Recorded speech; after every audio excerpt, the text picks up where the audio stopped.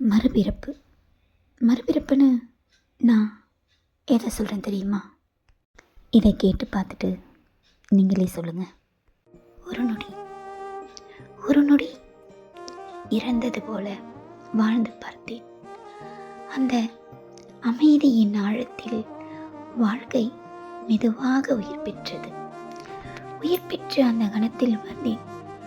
வாழ்க்கை என்பது ஒன்றும் இல்லாத வெற்றிடம் அல்ல, நாம் அர்த்தமுற்றும் ஒரு வெற்று பக்கம். இன்பத்தை ரசிப்பது போல துன்பத்தையும் அணுவாய் சுவைக்க கற்றுக் கொடுத்த அந்த இருள் தருணம் இப்பொழுது வாழ்க்கை சலிக்கவில்லை. அது ஒரு புத்தகம்.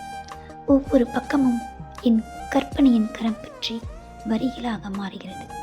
மரணம் தொலைவில் நின்று சிரிக்கட்டும், நான் கவிதையாக்கிவிட்டேன்.